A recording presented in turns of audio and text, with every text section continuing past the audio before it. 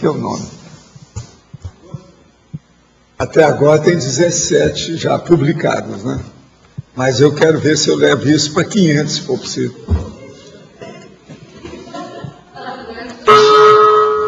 Tertúlia. Meu boa tarde para todos e todas. Hoje é dia 3 de setembro de 2010, sexta-feira. O verbete é o 1680. Número, vamos dizer, 6 páginas, 43 logias e tem 9 máximos. O verbete foi escrito pelo professor Hernande Leite. É bom vocês saberem. É o primeiro que nós estamos aqui fazendo o debate. O tema: subjetividade objetiva parapsíquica. A especialidade: parapercepciologia. Definição: a subjetividade objetiva parapsíquica é o caráter tangível, pesquisável, mensurável e comprobatório das parapercepções adquiridas durante o estado alterado de consciência, expressando validade para além da consciência intercipiente. Agora, na citaciologia, tem lá um D a mais que nós vamos corrigir e vamos fazer também a apresentação com travessão, 2 pontos e aspas, que está faltando aqui. Mas a citação está correta. A constatação dos fatos, o enredo enigmático, a palpabilidade dos parafatos, a ilusão de ótica, a fraude parapsíquica, a máquina da verdade, o esterilizador parapsíquico, a autorrefutação da filosofia nihilista, a nulificação da vacuidade existencial, a caça às bruxas. Eu estou lendo só alguma coisa, não li tudo, não. A objetivação das parapercepções, os testemunhos das parapercepções pessoais, os insights parapsíquicos, a cirurgia invisível. Eu quero falar para vocês que eu vou passar a palpabilidade dos parafatos, a fraude parapsíquica e o esterilizador parapsíquico para a parafatologia, que está no lugar errado.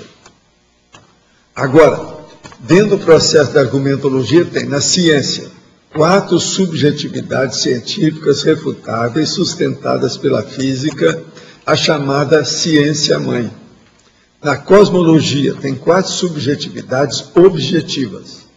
Nas extrapolações, ele fala 2 exemplos das extrapolações subjetivas na ordem alfabética, elaborados a partir da premissa inicial objetiva, que é a teoria da evolução, proposta por Charles Robert Darwin. Agora, aí nós temos ainda 10 ciências e respectivas limitações na abordagem dos fatos objetivos, de suma relevância para o estudo da evolução consciencial. Tem 10 itens bem substanciosos.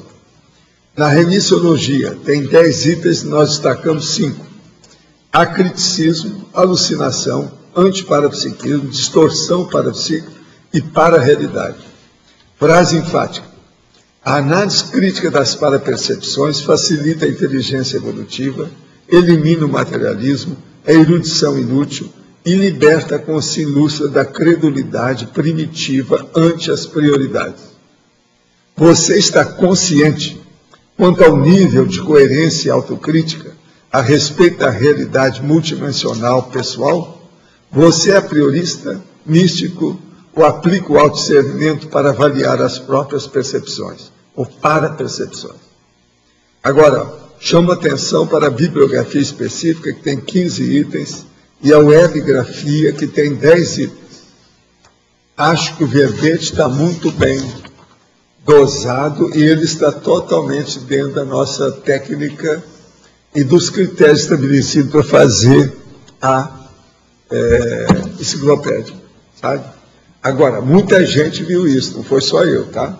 Qualquer coisa que vocês vão falar, tem muita gente aí que ajudou também a dar orientação. Agora, está tudo dentro do problema nosso técnico, a verbetografia. Agora, pergunta: síndrome da passarela. Quero agradecer as dicas e comunicar que a menina desistiu do concurso de modelo. Teve alguma participação? Isso aqui, né? Ele está perguntando. Bidu, né? Não é isso? É que apenas demonstrei meu descontentamento com o caso. Isso é, não precisei fazer o termo de compromisso sugerido. Códex Alimentar. O senhor conhece algo a respeito do Código Alimentar elaborado pela ONU? Qual a sua opinião? Olha, é interessante o processo, tem muita gente aí, nutricionista, que está a favor disso. Agora, eu penso que é bom a gente ver esse processo de alimento de acordo com o local que a pessoa mora, né? Acho que isso é muito importante. Eu sou 100% favorável à dieta frutariana. E as frutas variam. Lá na terra do Roberto tem umas frutas, na nossa aqui tem outras. E assim vai. Então a gente tem que ir com calma. Estou lendo o livro Projeções da Consciência. Gostaria que o senhor falasse mais das figuras do capítulo 12, Javros e Orco. Gostaria de entender mais o papel assistencial dessas consciências. O problema todo é o seguinte: existem os processos extrafísicos de duas maneiras nesse caso. A primeira maneira, ou primeiro modo de apresentação, é uma mesma consciência se transfigurar e bancar o dragão, bancar a pessoa de idade, bancar o Papai Noel, bancar isso e aquilo, que às vezes precisa para fazer uma pessoa despertar do coma, do estado de paracomatose e outras coisas mais. E existe aqueles que são especializados em tratar com a subhumanidade, que tratam diretamente com seres subhumanos que cedem para ajudar. Então, Javos e Orco, isso aí existe, às vezes, extrafisicamente, aqueles que trabalham extrafisicamente nisso. Do jeito que é que eu trabalhei, já vem há muito tempo, na minha condição de, de Zéfiro. Agora, outra coisa séria, que é bom a gente lembrar, uma condição dessa, é que isso é mais comum do que a gente pensa. E eu quero lembrar para vocês também que durante muitos anos, nessa vida, quando as minhas coisas eram muito apertadas e tinha muito assédio, que havia um casal que trazia uma pantera enorme, extrafisicamente a pantera. Agora, ela era pantera mesmo.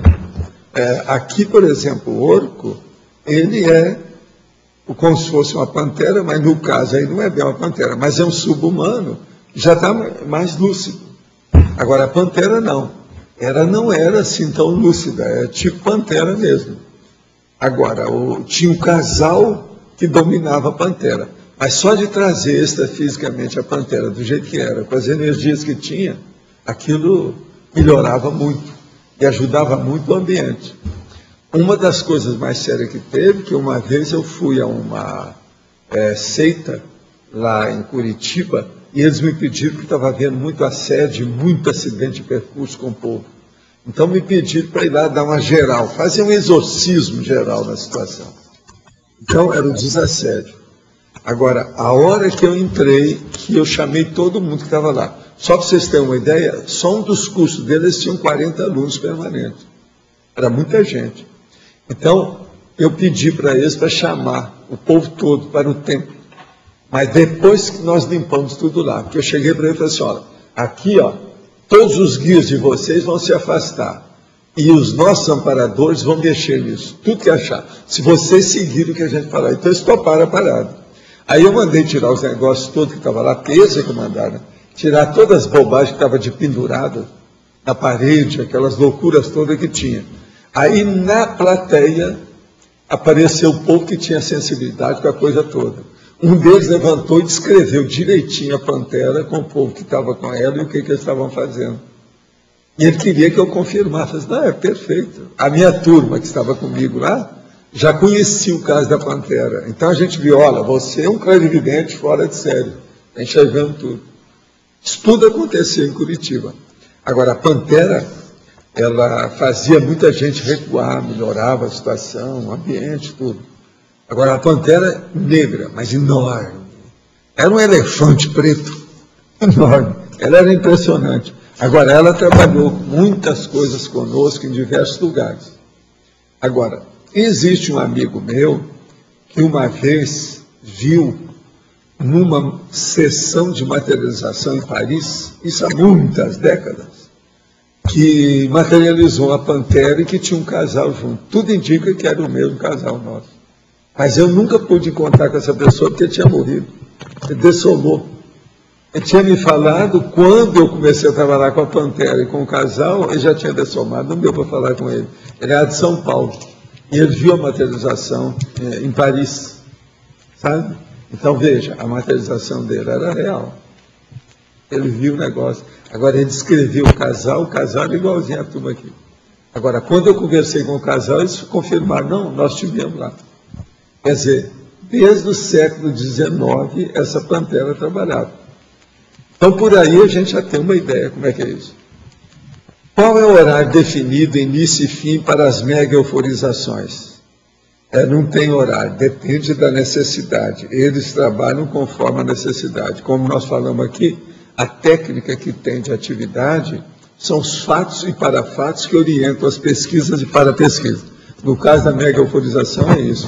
Às vezes ela demora menos, às vezes demora mais. Vocês têm notado isso, né? Já teve algumas que demoraram muito tempo, outras são mais rápidas. Aí depende o que é. Porque tudo depende da intensificação do processo da energia, o ambiente que está, a receptividade do povo que está sendo assistido. Tudo isso depende. Não é só a turma que está aqui dentro do, você está entendendo, vamos dizer, o ambiente, o estado que foi assentado. Que tipo de mentalização os teletertulianos devem manter durante essa prática, a fim de melhor sintonizar e aproveitar seus efeitos? O problema é fazer o relax, do jeito que eu falo aí. A pessoa deve sentar no lugar para ver lá a tela. Senta e relaxa. Agora, na hora, ela tem que relaxar, fechar os olhos e deixar acontecer. Ver o que vai acontecer. Isso aqui é o ideal. É um relax com a passividade ativa. A pessoa dá a passividade, mas ela permanece lúcida para ver o que acontece. Para você, qual a lógica de se traçar uma proex, ressomar e não se lembrar de nada? Onde estaria a racionalidade desse processo? Não, a racionalidade é o seguinte, é a pessoa que às vezes ficou obumbrada, obnubilada, ofuscada pelo processo do restringimento físico. A pessoa renasce, ela vira um verme, entende? Às vezes tinha a cabeça e não, vira para cá, vira um micróbio, depois ela vai crescendo. Então o negócio não é fácil. Vocês estão vendo, vocês acabaram de ver o menininho aí, como é que ele está? Está começando a virar gente, né? Está começando a mostrar a personalidade dele. Então isso é difícil, a situação não é fácil. Agora, não é questão da proex. Depende o que é e como é que é, né? Agora, é preciso ver o caso. Se você tivesse um caso para a gente ver com calma, a gente vê o que é que se passa, se a pessoa teve, de fato, o curso intermissivo ou não, como é que foi e tal. Para facilitar nosso aprofundamento dos estudos das tertúlias, gostaria que você explicasse a sistemática de apresentação das tertúlias, o ordenamento técnico de cada item, páginas, logias, tema, especialidade, argumentologia. Ele não quer nada bonitinho. O problema é o seguinte, pega um verbete que chama verbete. O verbete chama verbete. Olha que tem toda a explicação que você está querendo. Eu não preciso estar repetindo isso aqui.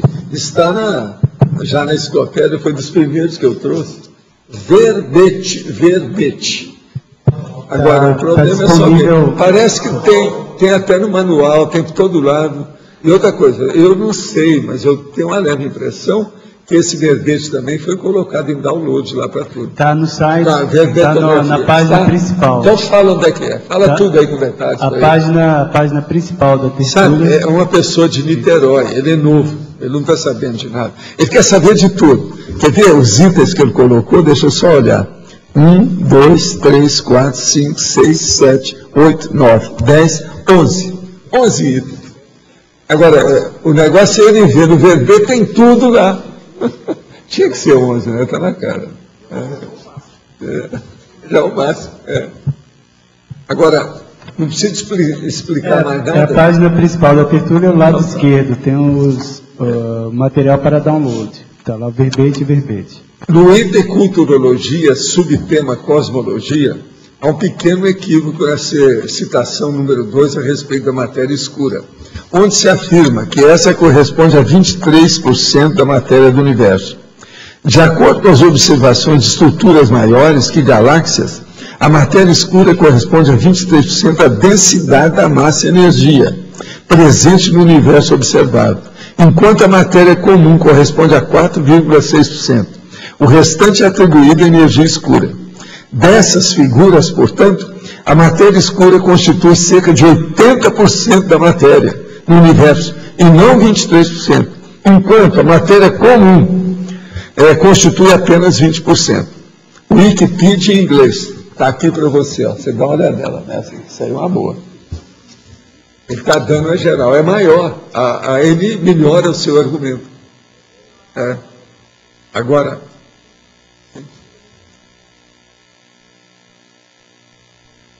sim, mostra lá. Escuta, não tem jeito de aumentar aquela seta para isso, não? Você já viu como é que é a seta que eu uso em computador? Ela é uma mão lá, enorme. Faz aumentar para o povo meu. Verbete.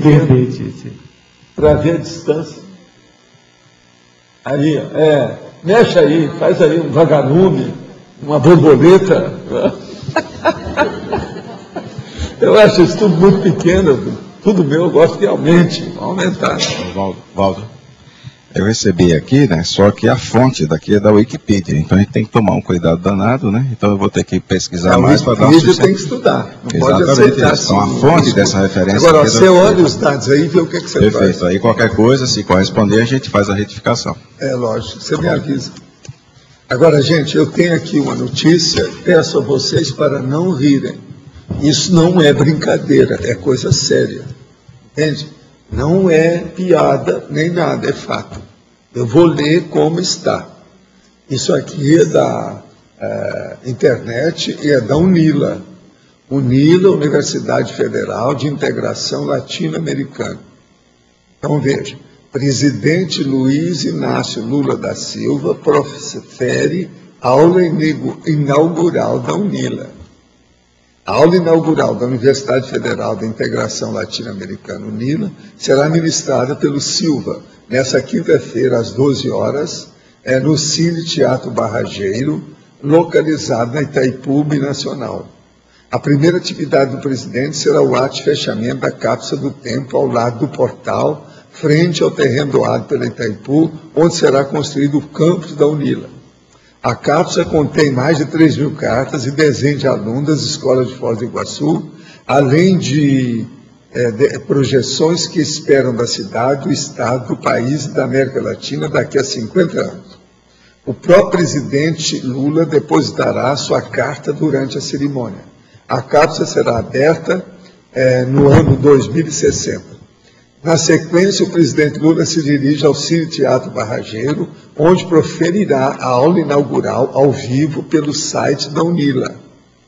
Além do presidente Lula e do reitor da UNILA, o Elgio Trindade, também estão confirmadas as presenças. Um monte de gente aí.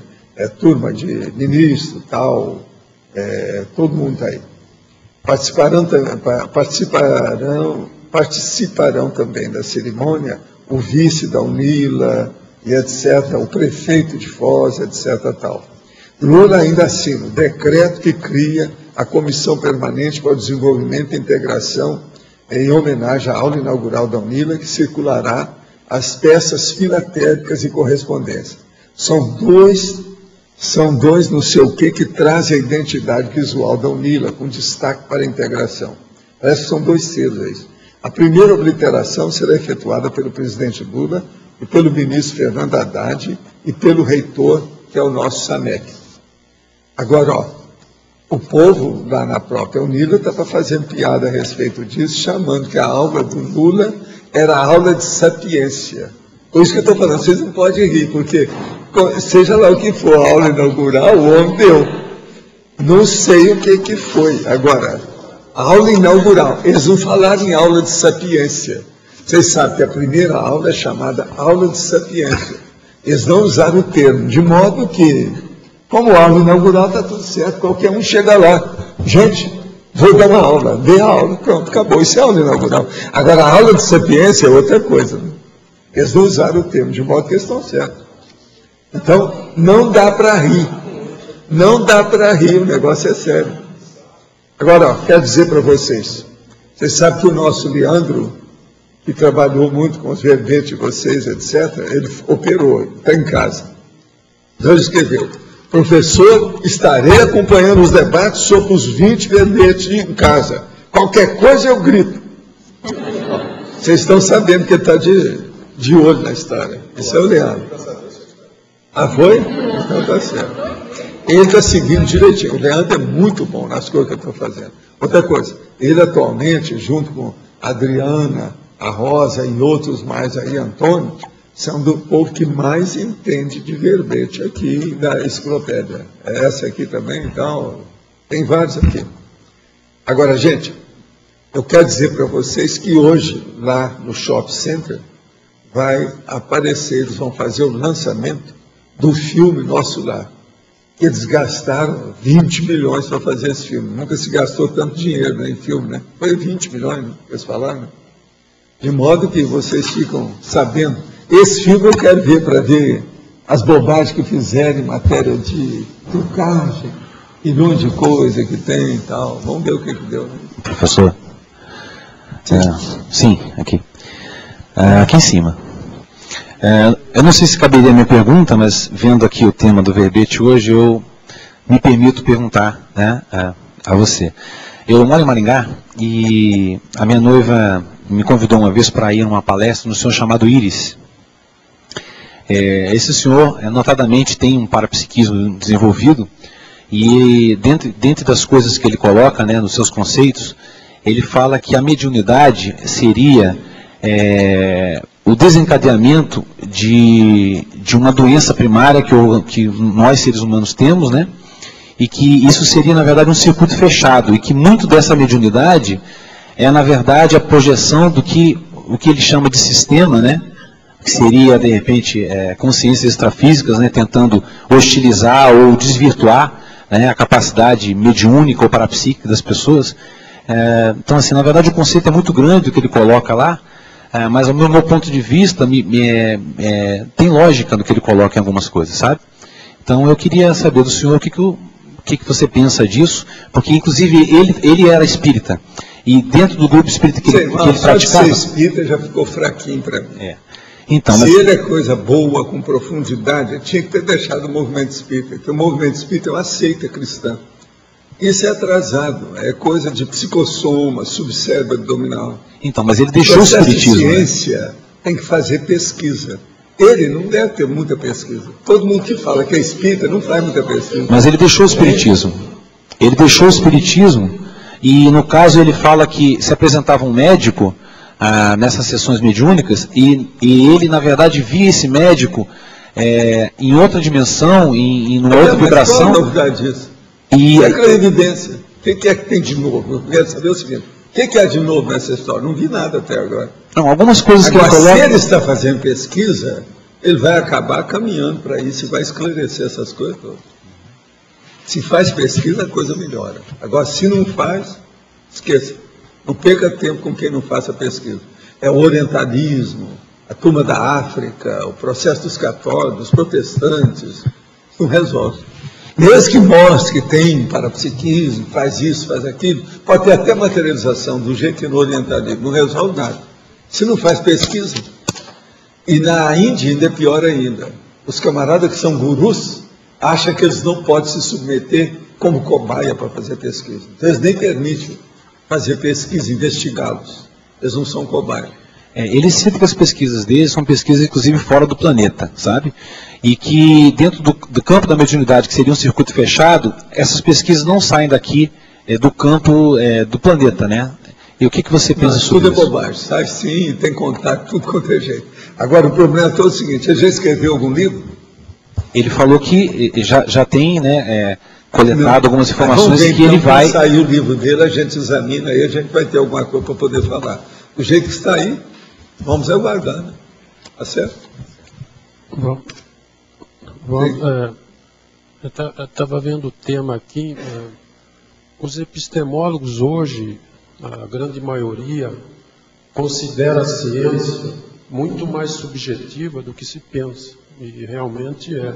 E essa objetividade total, isso aí já ficou lá para o positivismo.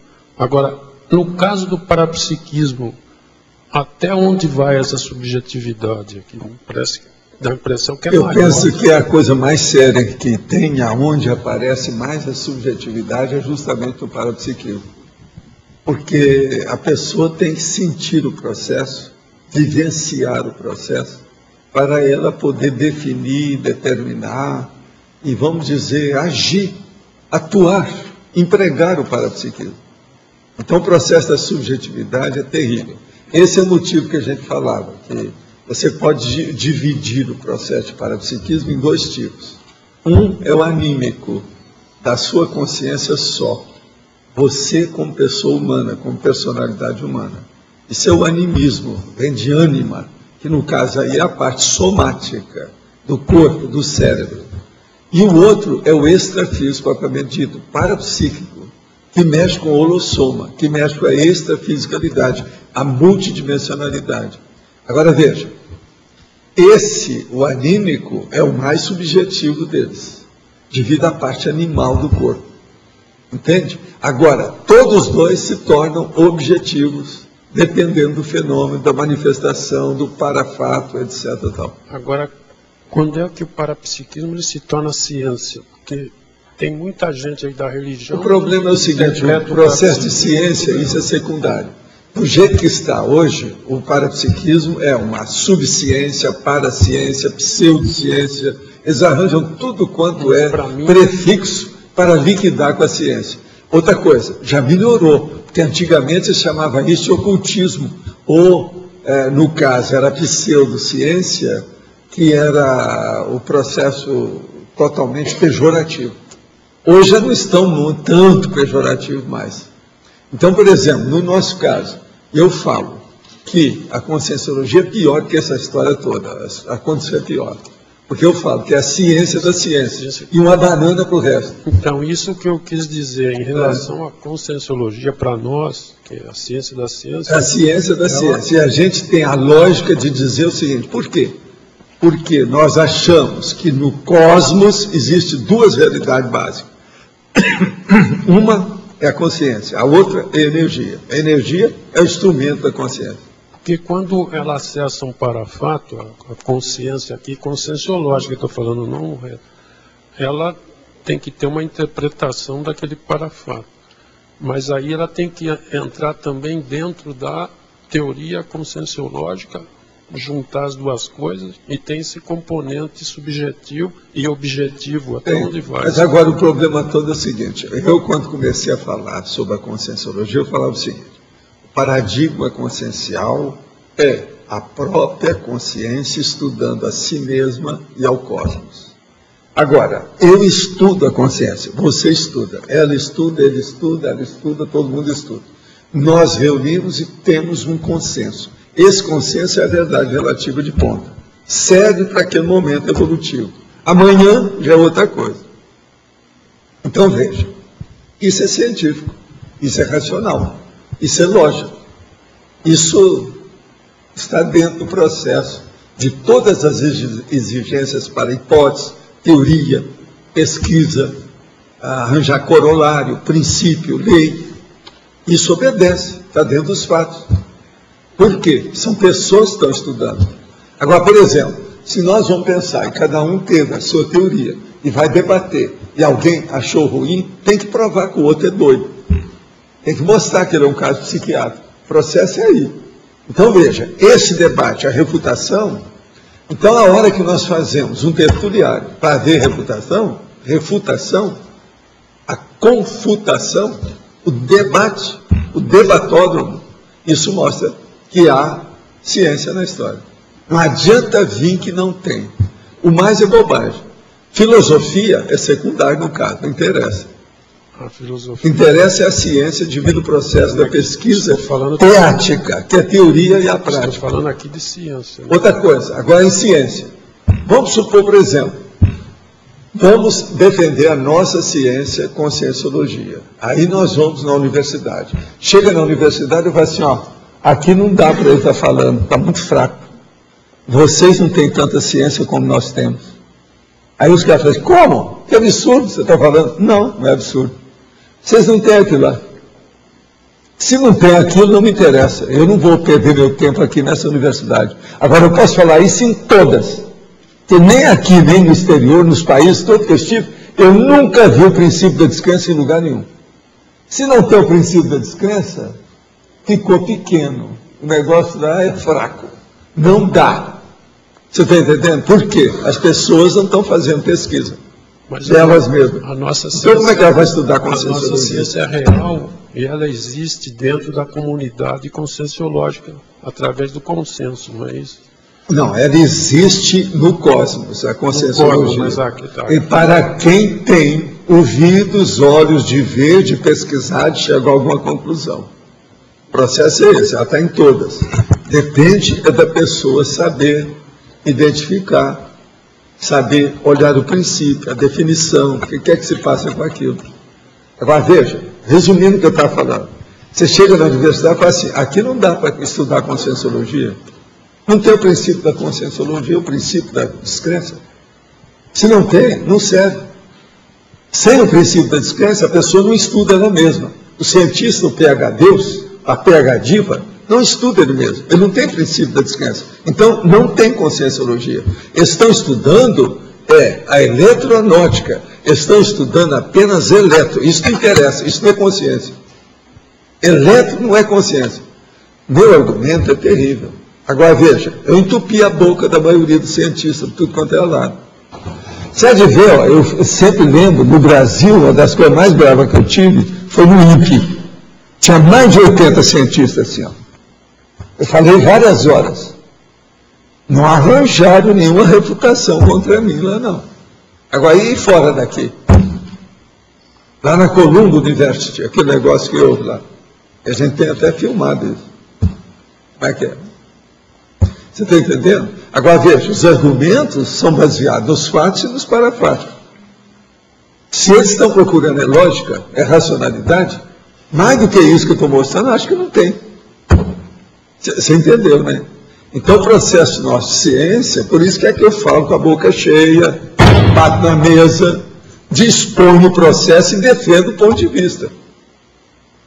Eu não estou aí para brincar. 60 anos de praia, que é isso? Mas eu também acho isso não é para jogar fora. Também acho que é ciência, lógico.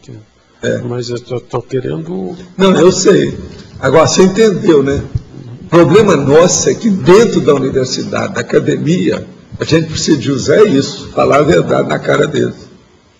Então, por exemplo, vocês falam assim, não, mas você não pode estar falando aqui no processo, você não está usando os cânones da nossa academia. Eu falo assim, nem vocês podem usar, falar nada a meu respeito, vocês não estão usando os cânones da conscienciologia. Ó, banana para você, tá bobozinha. Você entendeu isso aí? Agora veja, numa condição dessa, tudo muda de figura. Aí um ou outro vai se interessar, vai ver a situação, vai ver, não, em parte ele tem razão. Nós estamos aquém dessa realidade, porque a gente não estuda a gente mesmo. Agora, veja, o estudo que o Hernandes fez sobre subjetividade objetiva parapsíquica é a essência disso. Isso aí é uma síntese disso tudo que eu estou falando. Para ele que está bem por dentro, inclusive, até a ciência convencional, tem gente que acha que a subjetividade entra aqui mais ainda. Em uma pesquisa pessoal realizada nos últimos meses, pude encontrar possíveis evidências da existência de organizações ocultas por trás de governos mundiais. Ao que indica, essas organizações praticam a manipulação do Estado, grupos políticos, religiões, grupos econômicos, mídia e artes culturais da sociedade. Seus princípios incluem rituais ocultistas, crenças míticas e práticas de sacrifício. O objetivo é a dominação humana mundial através de um governo único, aplicando certas crenças e dogmas pré-estabelecidos. Suas existências são difíceis de descoberta. Porém, em certas áreas humanas, como a arte musical, a manipulação de massa é intensa. Independente da gravidade da situação, gostaria que o senhor comentasse sobre o assunto. Primeira coisa, Você não está falando aqui, não é do protocolo do sábio do Sião, não, né? E aquilo é fajuto, foi feito para condenar os judeus. Não é bem isso. Agora, por outro lado, nós temos que lembrar que existe o cabalismo. A cabala, às vezes, fala o seguinte: reúne uma opção de gente em países diferentes e acerta os relógios. Num determinado ponto, gente lá dentro começa a pensar que vão acabar com aquele cara. Então, todo mundo pensa no cara naquela hora. A energia, então, é mandada tudo para a mesma pessoa para ver se acaba com ele. Tem gente que, às vezes, morre com isso. Isso chama missa negra, que eles usam, e tudo é derivado da cabala.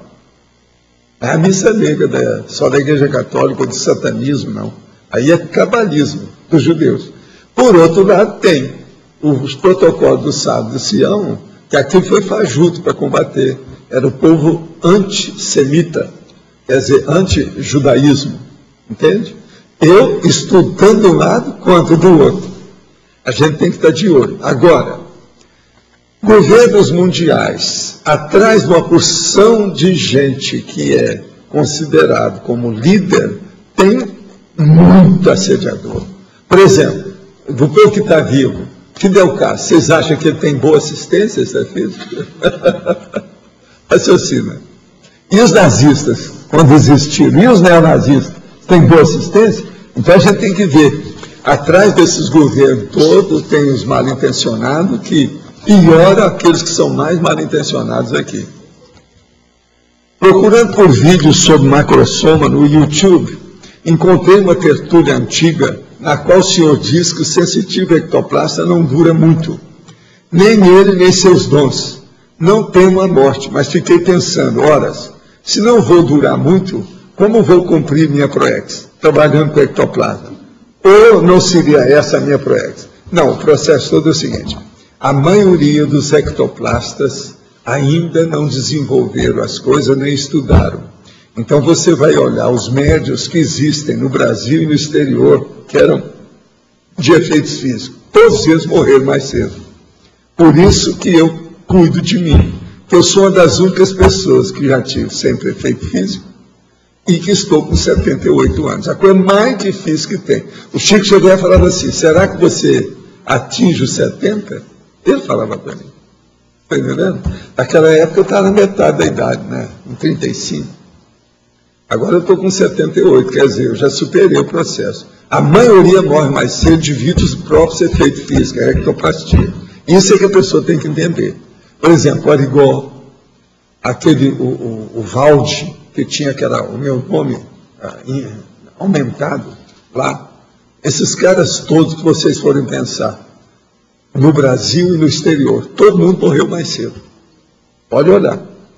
Outra coisa, alguns duram um pouco mais porque eles deixam o processo da sensibilidade deles, acaba a mediunidade, acaba o efeito físico, acaba tudo. Aí também o cara, às vezes ele está até meio alterado, tal, senil. Tal. De modo que isso é que você tem que ver. Se você é ectoplasta e quer trabalhar e viver muito tempo, ajude os outros.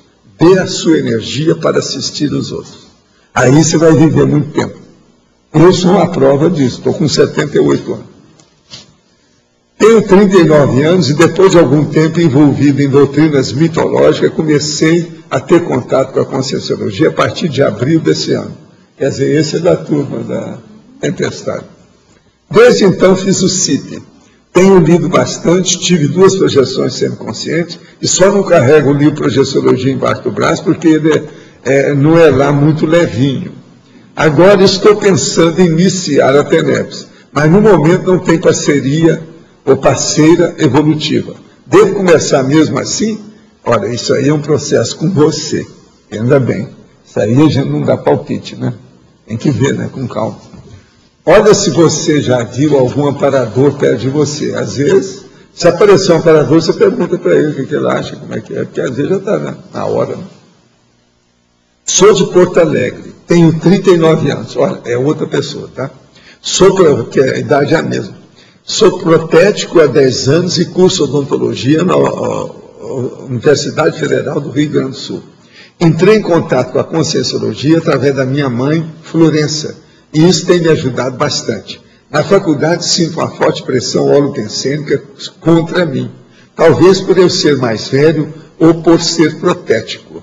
Sim, isso é inevitável. Eu sei, eu também sou dentista, dirigi faculdade durante muitos anos na administração, fui secretário durante 9 anos de uma. Os dentistas que estão estudando, principalmente os acadêmicos universitários, eles são contra todo dentista prático, protético e gente que trabalha com esse processo, mesmo quando eles vão estudar. Mas depois você toma conta do riscado, você vai dominar esse ambiente, essa atmosfera. Insista e não liga para isso. Com tempo eles vão te entender. Outra coisa, muitos têm medo dos protéticos, porque às vezes eles sabem mais do que aquele professor que está dando a aula de prótese. Então eu preciso ir com calma com isso. Tudo isso eu vi na universidade. Mas o fato é que sinto uma grande falta de cosmoética na faculdade de odontologia. O que posso fazer? Tenho feito EV, mas na faculdade encontro grande dificuldade em instalar. Insista bem, faça o EV antes de ir para lá. E na hora de você sair, faça o EV na hora de você deixar a faculdade. Você vai começar com isso. Você vai conseguir dominar o processo. Agora, universidade, a gente não pode exigir cosmoética, né? Por enquanto ainda não tem. Na Folha de São Paulo de hoje, dia 2/9, quer dizer, de ontem então, página 7 do caderno Mundo, está publicada uma reportagem sobre uma câmara que investigará a energia negra, que segundo dados da ciência atual, corresponde a 75% de nosso universo, e é um elemento ainda a ser desvendado pela ciência clássica. O que o professor teria que comentar sobre a tal energia negra? Ué, é você que tem que falar. Toma aí, ó. Fala aí alguma coisa.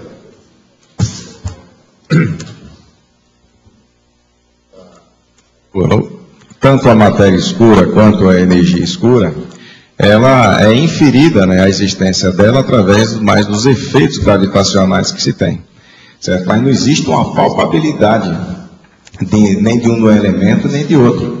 Então isso aí você extrapola um conhecimento a partir de uma outra realidade, que para explicar a existência daquilo você vai levantar uma hipótese e uma teoria. Mas isso daí não é objetivo, você não chega a palpar, certo? Agora, existem diversos artigos, diversas publicações que falam em 20%, outros 30%, outros 80%, e você não pode chegar num percentual exato, simplesmente porque se é uma coisa que você não palpa, como é que você quantifica? Certo? Então é por isso que existe toda essa divergência. Toda hipótese tentativa. Exatamente isso. Agora é bom você ver o jornal. Fica aí com esse dado aí, você sabia. Está incorporando aí, está enriquecendo, está enriquecendo. E você não está pagando nada por isso. Tá certo. Tá certo? Professor. Gente, eu queria falar para vocês o seguinte. Eu tive lendo aqui seus dados, e ele já começou a trabalhar com um dicionário bibliográfico aí dos autores da Conscienciologia. Agora, o que é que se passa? Ele aqui está perguntando, a dúvida. Entrarão todos os autores voluntários ou somente aqueles que escreveram um livro sobre a Conscienciologia? É só aqueles que têm pelo menos um livro sobre a Conscienciologia. Se ele escrever um livro sobre a Conscienciologia, coloca todos os livros que ele escreveu. Mas precisa ter pelo menos um. Senão, não corresponde ao título do dicionário. Olha só, dicionário biobibliográfico de autores da Conscienciologia. Se ele não escreveu nada sobre, não é autor da Conscienciologia, não dá. Agora, ó, eu quero te dizer que eu estive examinando aqui, ali no negócio é o seguinte, parece que lá embaixo eu tenho 45 equipes, é bom pôr o total, hoje. E outra coisa, nesse livro aqui, está marcada a página, para você ver os meus livros. É mais do que você escreveu aqui. Eu estou te dando para você saber. Agora, o mais, isso aqui eu acho que não tem mais nada. Eu posso. Tá certo? Está tudo certo. Questão a respeito desse dicionário, para inserir a parte digital também. Tem uma pessoa, não, isso já está, já viu. Mas isso é uma pesquisa. Não, isso tudo vai entrar. Tem uma pessoa que está digitalizando as entrevistas antigas, desde a década de 80, 1980 para cá, suas e de outros autores, e que está digitalizando isso. Então, aquele nosso amigo estava aí, né? Aqui, ó, ele está ali, lá, ó. A gente conversou e ele está fazendo essa digitalização do arquivo todo do polo de pesquisa lá de Brasília. Agora, ó, mais de décadas. eu desejaria oportunamente, mas agora eu acho que ainda é prematuro. Você sabe que eu tenho centenas de filmes, entrevistas minhas. Sei, de entrevistas. Então, eu queria tirar isso do VHS, aquele negócio. Seria excelente, Valdo, que uma boa parte do acervo lá do Polo não, já isso está tudo morfando. pode até ajudar aí, vai dar até dinheiro para editar. Seria muito interessante se a gente pudesse recuperar isso, que o Polo tem umas Mas quantas agora eu centenas preciso isso também. aí, eu preciso ter mais tempo. Mais tempo. Eu tenho um armário cheio. Pois São é, centenas de filmes. O perigo é a degradação, porque a degradação desse VHS. material depois não tem jeito de recuperar. Quando ele degrada muito, não tem jeito. É, Porque é eu o sei. mofo, o fungo. Por isso que a gente guarda E direitinho. eu passei todos os meus VHS para DVD. O Francisco Mauro fez isso para mim. Oi, mas veja, ele lá é especialista nisso. Tá aí, o Chico está precisando de gente para ajudá-lo. O Chico veio essa semana, veio se queixar. Ele já falou para todo mundo. E, olha lá. Não, Chico, porque o povo não está ajudando aquilo que precisava. Esse trabalho nós já vamos começar a fazer. O Guilherme Kunz vai começar a fazer. Isso. Daquele armário seu. Agora, ó, ele lá é bom nisso aí também. Ele é especialista. Ele, o Chico, essa turma toda. Agora, ó, os filmes lá, vocês vão olhar. Às vezes vocês vão encontrar muita coisa interessante. Vocês me falam aqui o que vocês acharam. Eu tinha 900 filmes. Naqueles tinham praticamente 400 conferências, palestras e, problema meu, speech, de algum modo. Pois é, eu tenho mais ou menos 400. Nossa ideia, Valdir, é fazer o cadastro e até ver com Outra você coisa, preciso a ordem de muito prioridade. lá a data, o local, para colocar isso tudo, porque senão o povo não vai entender. Nós vamos pedir para você olhar, ver qual é que você Inclusive, prefere que a gente um lugar que eu comece. vou aparecer mais diferente, o povo vai achar tudo esquisito. Né? Eu digo, depois nós vamos ver com você qual é a ordem de preferência, se você quer ver algum, que a gente levante algum primeiro nesse cadastramento. Eles vão fazendo. Então, se vocês vão fazer todos, eu depois vou dar uma olhada em todos eles de uma vez. Por isso que eu estou falando. Depois nós vamos querer juntar muito tudo, aí, né? pessoal. Depois tem que ver para reunir isso tudo num centro de documentação. Porque você vem vendo a evolução da ciência através da própria mídia, o nível das entrevistas. Não, mas é que o às nível vezes dos tem programas. temas que é bom pensar no meio dos outros. Tem Trazer coisas de agora. nível muito bom. Tem coisa lá interessante. Agora, é muito material. Outra coisa, esses filmes que eu estou falando, eles são da década de 60 para cá. Mais ou menos 70 para cá. Entende? De modo que está mais ou menos atualizado. Alguma coisa tem atualização. Pode aprofundar ali na fatologia, a máquina da verdade? A máquina da verdade. Hernando, você quer falar? Por favor. Bom, o objetivo aqui do próprio artigo é a gente palpar um fato, certo? Então, a máquina da verdade ela é um instrumento para saber se a pessoa está ali falando uma verdade ou não, certo? Então, é uma instrumentação. Então, nós temos que recorrer a diversos recursos para que você constate um fato, certo? Então, o objetivo maior de trazer isso, certo? A máquina da verdade, ela pega uma alteração fisiológica, mas ela não é totalmente precisa. Ela dá indicação de que a pessoa está falando a verdade ou não, mas ela não pode chegar e chancelar. Agora, vocês vão olhar lá do Law and Order, eles usam isso ainda, em alguns casos, eles levam isso para o tribunal. Nos Estados Unidos, alguma coisa disso é aceito. Entende? Que é o teste da verdade. Tem o polígrafo que vai anotando. Agora, você sabe que uma pessoa bem inteligente, ela passa no teste, né? Ela mente. Então, por exemplo, eu sou capaz de fazer qualquer coisa disso. Por quê?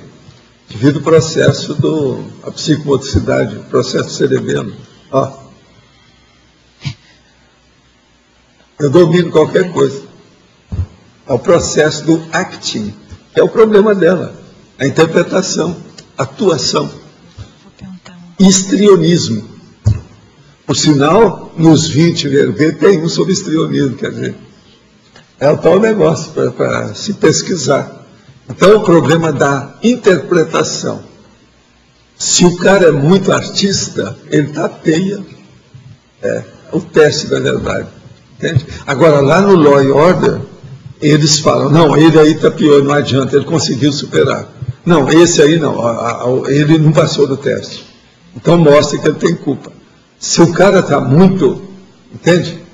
Muita emoção, o teste acusa. Agora, o Law and Order já mostrou vários episódios interessantes sobre isso. Direitinho, tudo certo. Uns a favor, outros contra, etc. Vale a pena ver isso aí. É interessante. Sabe? Professor Valdo, aqui Sim. em cima no ar. Eu tenho uma dúvida sobre os autores da Conscienciologia. Sim. Quem escreve artigos e verbetes agora também não são autores da Conscienciologia? Não são. Nós vamos colocar autor de livro. Books. Não, autor. Books. Autor, professor. Books. Agora, quem se escreveu book, aí entra artigo, entra digital, entra o Diabo A4, Diabo A14, Diabo 4000, entra tudo. Mas, book, sem livro não. Book. Sabe por quê? Book. Eu vou te explicar agora. Agora vou te explicar por quê. Eu não estava entendendo. Então, primeiro eu meto o pau, depois vou explicar por quê. Se você for lá embaixo, a própria Cristiane já separou lá, eu já devolvi. Existe lá, nos 5.000 dicionários, e lá vai fumaça que nós temos, existem 8 tipos de dicionários de autores, do Brasil, do exterior, de diversos países. E você vai ver qual é a orientação técnica, universitária, cultural, da academia sobre essas coisas. Lá tem todo tipo de dicionário. E a base é essa. O nome, lê aí o nome bem alto, como é que é o nome, o título. Olha lá. É Dicionário Biobibliográfico de Autores Sim. da Conscienciologia, é isso? Biobibliográfico. A bibliografia não pode constar. Se a gente for falar de bibliografia só de artiguete, o negócio está no buraco. Tem que ter livro. O autor tem que ter uma Nós obra não de estamos referência exigindo mais tratado. séria, né? O cara pode escrever um manualzinho, já é livro. Tudo bem. Está entendendo? Tem que ter uma obra mais séria de referência para poder entrar. Agora tem que ser livro. E por que a gente está... Então por que nós deveremos seguir a academia? Esse tipo. Como eu não entendi. Ué, tem que ter uma obra de referência. Isso é o quê? É um mandato da academia? É isso? Para nivelar por cima, é né? um mandato da racionalidade, da lógica dos fatos. Para nivelar por cima, né? Escuta, a obra intelectual é livro na minha terra. Na sua, o que é? É uma obra. Então acabou. Mas a questão é o autor. Vocês têm alguma outra obra? A questão é o autor. Livro? Na minha terra é tratado. Nós não estamos exigindo que seja um tratado. Pode ser um manual. Sim. É uma obra. Professor, a questão não é o livro, a questão é o autor e autor. Ah, meu livro. Eu já entreguei 3 ao senhor. Pois é. Pois é, eu faço. Não. Professor, a questão é o autor. Eu sou leitor. Ele é leitor. Eu sou autora. Quer dizer, eu não sou, né? Segundo a discussão que estamos tendo. Você entendeu, né? Você entendeu aí. Não, eu não, professor. Eu vou refletir. Aquela norma que eu sempre falo, aquele mote. Eu vou refletir, mas eu pensava que eu fosse autora de artigo e autora de verbete que está na lista. O cara que é autor de artigo e ficou só nisso é muito fraco. Esse não deve nem aparecer, que a gente tem vergonha para ele. Nós temos vergonha dessa pessoa, entendeu? Por ele e para ele. Levanta a mão quem está de acordo com ela. Quer dizer, quem divide entrada. Vamos ver. Tá brincando. Tem gente aqui que essa eleição Vamos fazer aqui um clube dos artiguetes. Articulistas. Não sou articulista. A turma do descontinho. Ela está fazendo descontinho. Em que o negocinho? Está fazendo um negocinho. Mas, professor, estão falando autor de artigo, autor de verbete. Autor é de livro. Então, autor. Intelectualmente, que eu sei, é isso. Autor. E outra coisa, vou repetir. Não, tá Nós claro. não estamos pedindo que a pessoa venha com tratado. Pode ser um manualzinho. Pode ser. Aprendi a ler e a escrever com 3 anos. Com 10 consertava televisões que às vezes os técnicos não consertavam. Terminei o ensino médio muito cedo, mas sinto que estou emburrando. Não consigo me adaptar à rotina social. Não consigo dormir menos de 10 horas por dia. Parece que estou perdendo tempo na vida. Tem alguma explicação para isso? Seria bom você vir aqui que eu vou te dar uma geral. Eu estudei muito superdotação. Agora, você precisa de muita conversa. Eu não preciso de ver você. Para te dar uma geral. Esse negócio de dormir 10 horas, de você sendo superdotado, mostra que tem algum processo físico. Tem que dar uma geral em você, checar, examinar bem por que é. Porque a precocidade sua é um fato. Se você consertava televisão aos 10 anos, mostra que tem habilidade manual. Agora, precisa examinar a parte física. Esse negócio tem alguma coisa física em você. Mas para isso, precisa de te examinar. E outra coisa, fazer um check-up. Se você viesse aqui, eu ia dar para os nossos médicos. Olha, quero te dizer uma coisa séria. Eu tenho 41 médicos na minha equipe. Para lidar com o assunto, né? O povo fica pensando que sou só eu, né? Eu não, sou médico aposentado. Estou até com jubileu, etc. Mês que vem eu estou lá, com jubileu. Qual a consciência? Quando a consciência passa pela segunda dessoma, ocorre o descarte do energossoma? Sim, esse energossoma que a pessoa está usando aí. Essa energia que liga o psicossoma ao corpo humano, ele some. Agora, a consciência atendida na TENEPS é a que ainda não passou pela segunda dessoma? Não, tem de tudo. Tudo pode estar acontecendo. Tem na cara que às vezes está mais lúcido do que o tenepsista. Isso aí depende. E a consciência. Em tese, a consciência não necessita mais de energia? Não. É isso que precisa. Eles estão atrás de energia. O assediador fica atrás da gente vida energia humana. Essa material, animal que nós temos. A melhor coisa que a gente tem, de modo geral, para ceder para esse povo, é energia de bicho. Então, qual é o real objetivo exteriorizar energia para as consciências? Já expliquei. E para fazer a TARES, é esclarecer que isso tudo é besteira. A pessoa não pode estar submissa à energia. Ela tem que dominar a energia consciencial.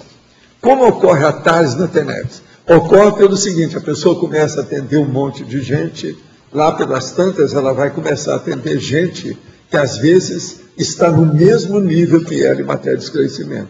E aí ela pode entrar com uma opção de coisa. Isso é com o tempo. A doação de energia é só uma isca para fazer atalhos para a consciência? Yes, indeed, of course, sure. O senhor conhece o trabalho do Trigueirinho, né? Ó, mais um que está perguntando aqui. Apesar de reconhecer preceitos espíritas, ele parece ser independente e é reconhecido como mestre ou filósofo. Tem algo a dizer sobre ele? Olha, eu acho que ainda tem muita seita, tem até as trigueiretes que andam com ele. Isso é seita. Eu não dou muito valor. E outra coisa, tem umas bobagens enormes a respeito de processo de ufologia e problemas de extraterrestre.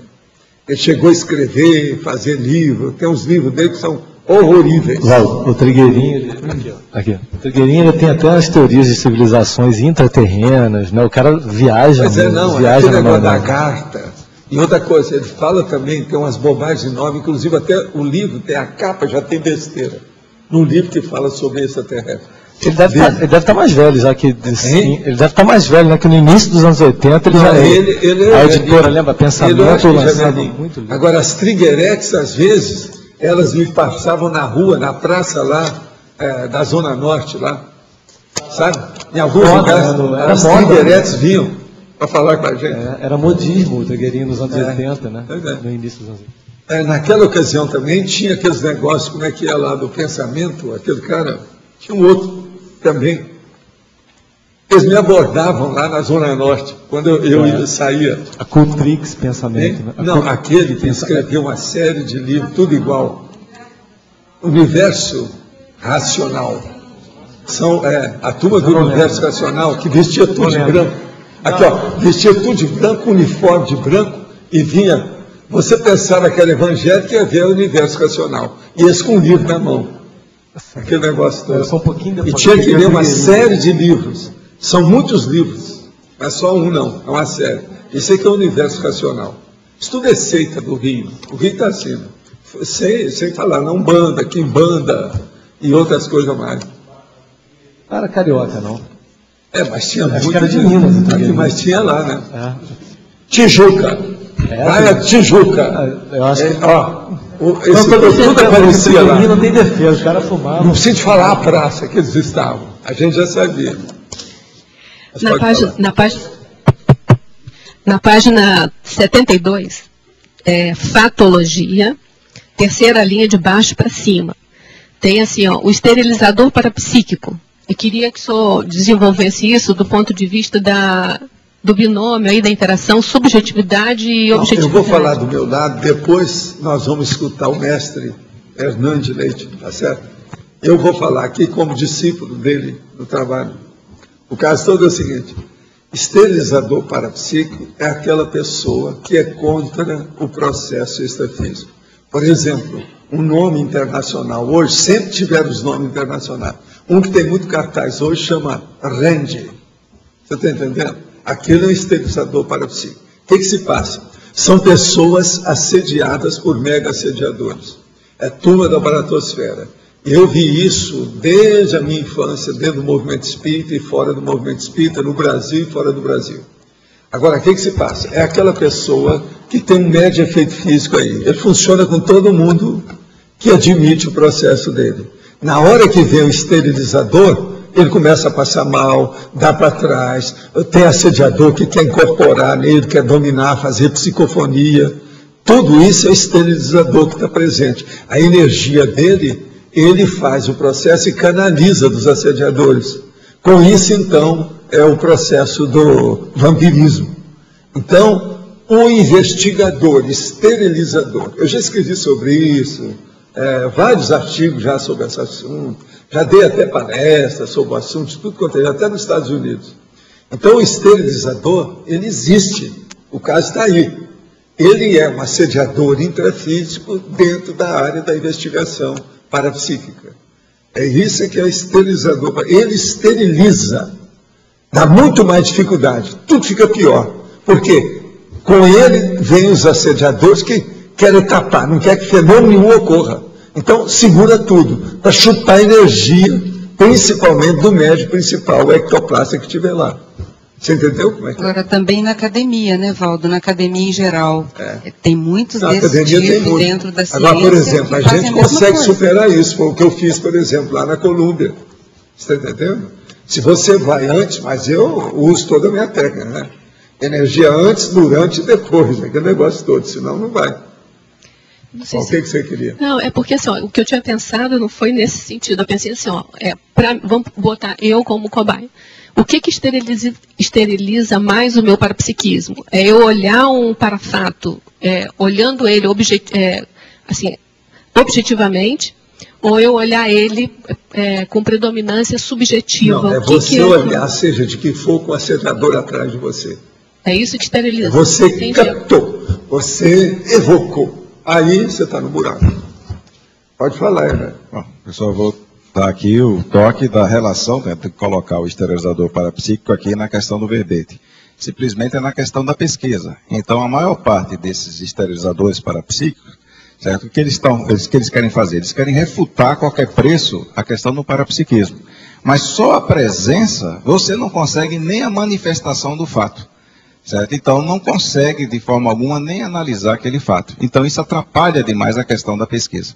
Aí tem esse que está pagando aí $1 milhão, né, de dólares para comprovar, né, que é isso que o Valdo falou. E também aqui, né, o mais comum aqui que a gente tem, né, esse padre aí espanhol, Quevedo. Certo? É um clássico também disso.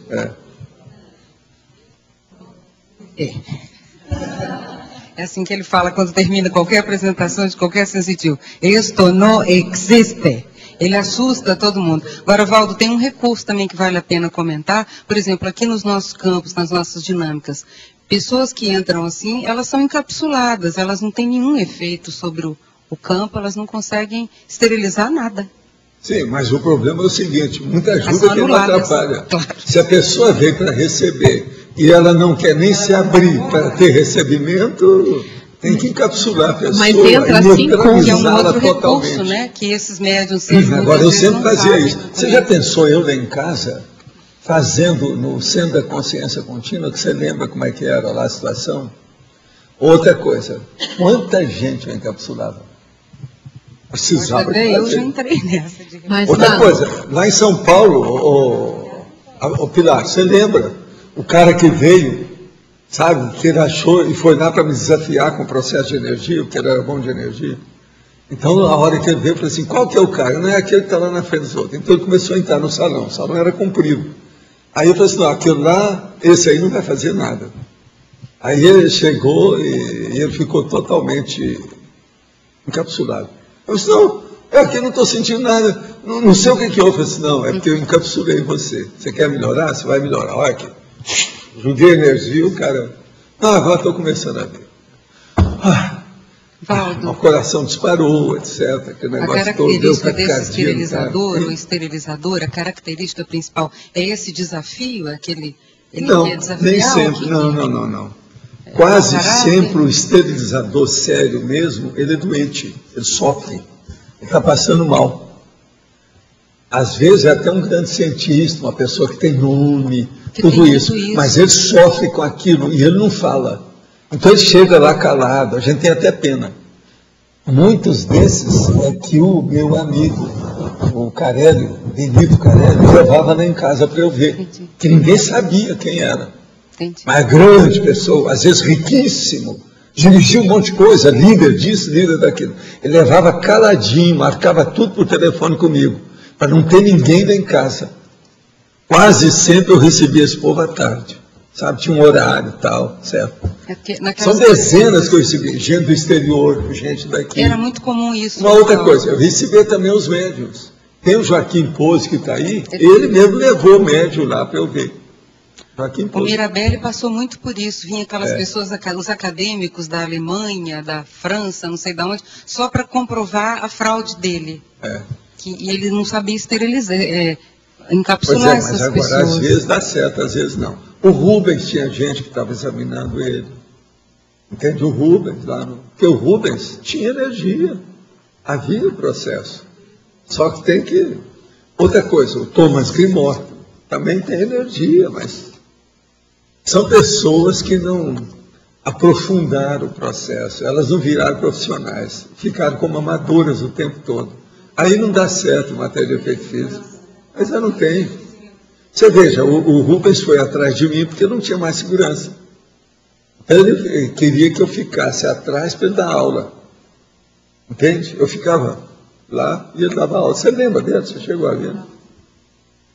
Em fatologia, última linha, gostaria que explicasse melhor caça às bruxas. Olha, caça às bruxas, você quer falar aí alguma coisa? Pode falar. Esse aí está fácil, hein? Contra o parapsiquismo foi somente na Idade Média as caças às bruxas, né? E até hoje nós temos restício disso. Então, o exemplo que eu trouxe aqui do Padre Quevedo, certo? O Padre Quevedo é até conhecido dentro do próprio Espiritismo como um remanescente dessa própria época, certo? Então, a partir do momento em que você teve uma perseguição muito forte, certo, quanto ao parapsiquismo, isso mantém repercussão dentro da holomemória das pessoas. Tem muita gente que tem até medo de parapsiquismo, justamente remanescente dessa época. A medida da verdade pelo polígrafo é uma ferramenta passível de enganos. Existe um estudo teático de Paul Ekman que leva em conta as microexpressões faciais. Tem até um seriado na TV, no canal Fox, Lie to Me, baseado nesse estudo. O que o senhor pensa disso? Não, tudo isso é certo. Agora, ó, o que eu acho mais sério não é nada disso, não. O que eu acho mais sério é ler a psicosfera da pessoa, que você sabe, se ela está mentindo ou falando a verdade. Psicosfera, a parapsicosfera da pessoa. Isso aqui é o melhor do que aparelho, melhor do que tudo. Eu tenho confiança no meu olhômetro. Será que algum dia a leitura de psicosfera será usada mais efetivamente contra a criminalidade? Sim, isso vai acontecer. O senhor pode me dizer se a chinesinha ajudou no processo do Centro de Conservação da Fauna? O senhor tem informações que possam ajudar esse trabalho? Ele vai ser o maior centro de conservação da fauna latino-americana e o terceiro maior do mundo. Vai ser construído em área próxima a Belo Horizonte. Já seria um reflexo do ECT3? Entendeu, Mário? Pois é. Por isso que eu estou falando, está lá. Então, o processo é esse. Agora, ó, ela está perguntando aí o processo da fauna por causa da chinesinha, mas aí não é só a chinesa, é a Rosigada.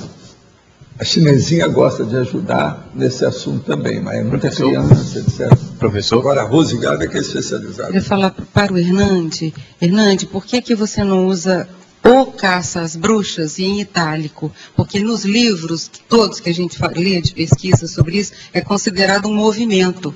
O Caça às Bruxas.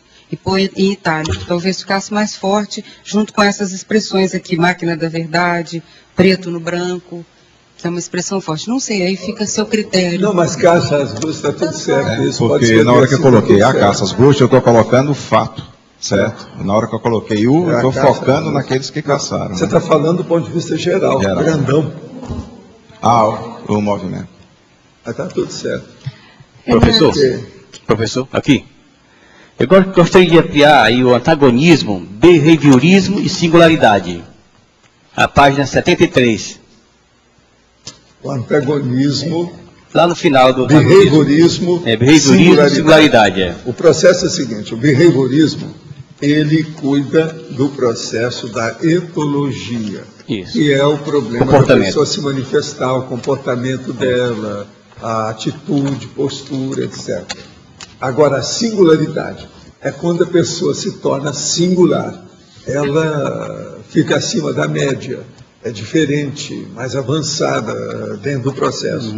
Então, ela sai do processo. O behaviorismo, do ponto de vista da teoria e da prática do sistema do Skinner, americano, etc., é muito capitalismo selvagem. Norte-americano. Então, é a exploração do capitalismo selvagem. Agora, a singularidade é a hora que você vê as coisas com objetividade e subjetividade, com cosmoética, parapsiquismo, etc. É mais refinado. Eu não sei se você quer falar também alguma coisa. Fala aí. Eu até trouxe aqui o verbete behaviorismo.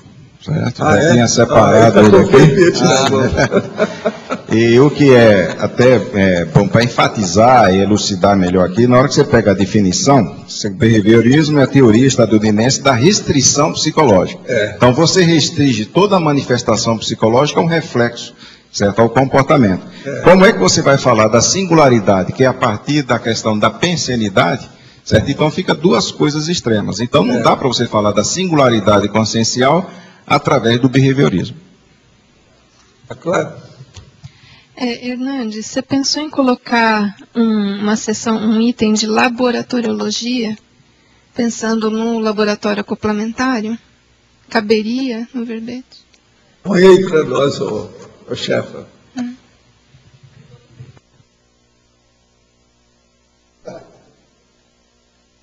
O detalhismo aqui não foi muito trabalhado, não. Ele só tem 3. Atualmente eu estou trabalhando com 11. Mas esse é o mais difícil que tem. A gente não precisa exigir. Outra coisa, você contrabalançou aqui o detalhismo com todos os dados que tem na argumentologia. Só de itens da argumentologia, você trouxe 3 tipos. Na verdade, não foi 3, foram 3 grandes. E é a ciência, cosmologia e extrapolações. É muita coisa. Eu não sei se eu faço a pergunta para o professor Valdo ou para o Hernani, mas enfim.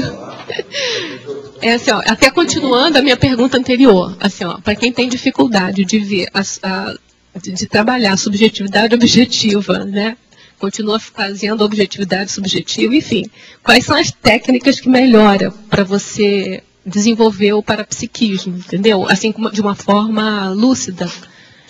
Aí, de repente, podia colocar na tecnologia. A questão aqui da subjetividade objetiva, a ênfase maior não é no desenvolvimento parapsíquico, e sim na interpretação da parapercepção. Então, a pessoa que está desenvolvendo o parapsiquismo, ela precisa de ter mais critério, certo? E autocrítica naquilo que ela percebe. Então, o artigo é muito mais voltado para a questão da autocrítica na percepção do que daquilo que não vamos exigir do materialista que ele se preocupe com a própria matéria. Tá certo? Então, nessa questão aqui nossa, o que a gente está trazendo é a pessoa chegar e palpar o fato. Dentro do parapsiquismo, na hora que você vai falar em Verpon, nós vamos extrapolar isso. Aí você vai pegar, aí vai entrar na subjetividade mesmo em si. Aí você tem um verbete que é ultra-exegética, certo? Aí já é um negócio bem mais avançado, que aí a subjetividade ela prevalece. Mas a pessoa que está começando com o parapsiquismo, ela vai ter dificuldade na hermenêutica, na interpretação da parapercepção, se ela não passar pelo princípio que é a constatação do parafato. Então isso aqui é o beabá de quem está começando o parapsiquismo, certo? Depois nós vamos entrar em coisas bem mais complexas. Então, o laboratório do acoplamentário, ele é fundamental, mas não é só perceber. Então, tem uma questão que eu não tentei colocar aqui, mas eu não encontrei assim um espaço, uma adequação, que é a questão do analfabetismo funcional parapsíquico, que é uma analogia ao analfabetismo funcional. A pessoa lê, mas não interpreta. A mesma coisa é a pessoa perceber e ela não saber interpretar o contexto que viu aquela consciência, nem aquela manifestação. É muito comum isso lá no complementar, por exemplo.